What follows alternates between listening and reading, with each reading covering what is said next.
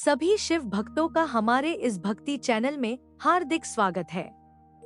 आज हम श्रवण करेंगे पवित्र सोमवार व्रत कथा, जिसे सुनने मात्र से भगवान शिव की कृपा प्राप्त होती है। महादेव अपने सभी भक्तों की मनोकामनाएं पूर्ण करें। तो आइए श्रद्धा और भक्ति के साथ शुरू करते हैं सोमवार व्रत कथा। हर हर महादेव। किसी नगर में एक धनी व्यापारी रहता था। दूर दूर तक उसका व्यापार फैला हुआ था। नगर के सभी लोग उस व्यापारी का सम्मान करते थे। इतना सब कुछ संपन्न होने के बाद भी वह व्यापारी बहुत दुखी था, क्योंकि उसका कोई पुत्र नहीं था, जिस कारण अपने मृत्यु के पश्चात व्यापार के उत्तराधिकारी की चिंता उसे हमेशा सताती रहती थी।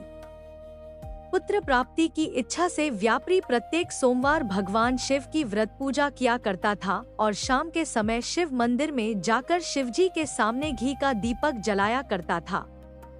उसकी भक्ति देखकर मां पार्वती प्रसन्न हो गई और भगवान शिव से उस व्यापारी की मनोकामना पूर्ण करने का निवेदन किया।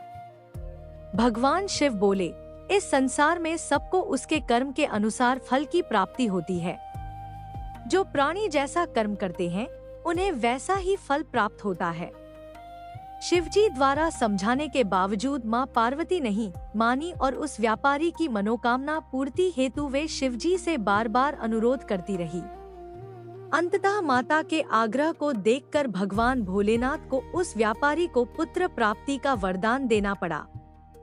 वरदान देने के पश्चात भोलेनाथ मां पार्वती से बोले, आपके आग्रह पर मैंने पुत्र प्राप्ति का वरदान तो दे दिया, परंतु इसका यह पुत्र 16 वर्ष से अधिक समय तक जीवित नहीं रहेगा। उसी रात भगवान शिव उस व्यापारी के स्वप्न में आए और उसे पुत्र प्राप्ति का वरदान दिया और उसके पुत्र के 16 वर्ष तक जीवित रहने की भी बात बताई।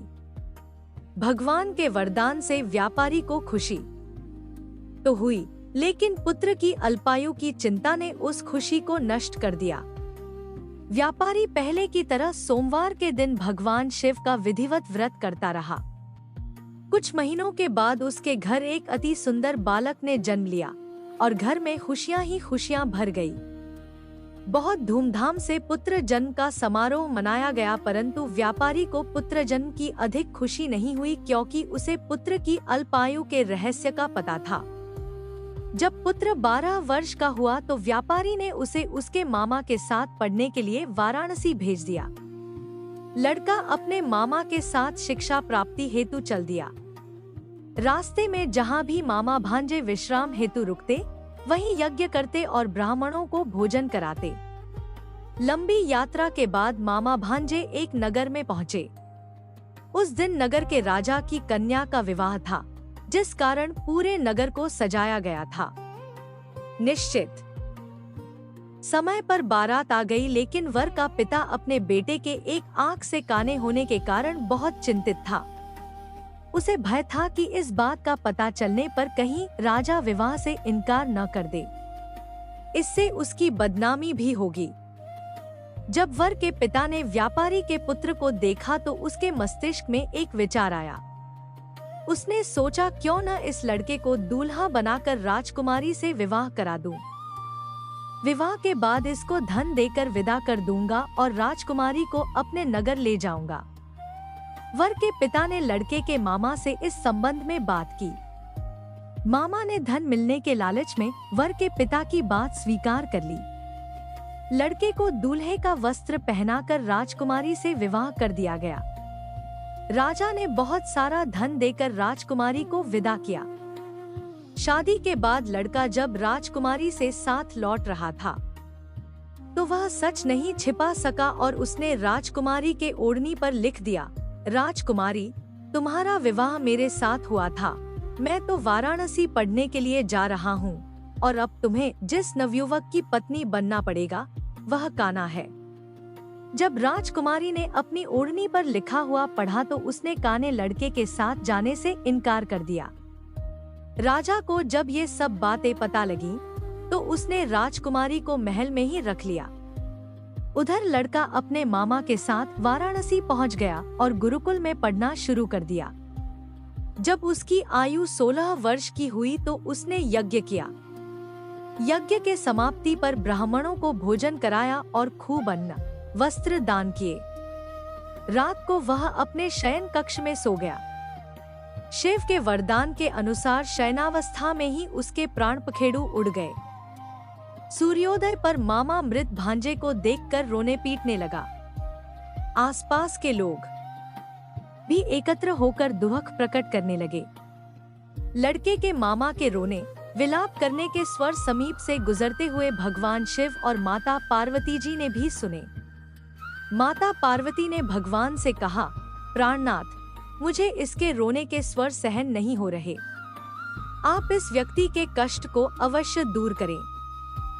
भगवान शिव ने माता पार्वती के साथ अदृश्य रूप में समीप जाकर देखा तो भोलेनाथ माता पार्वती से बोले, यह तो उसी व्यापारी का पुत्र है जिसे मैंने 16 वर्ष की आयु का वरदान दिया था।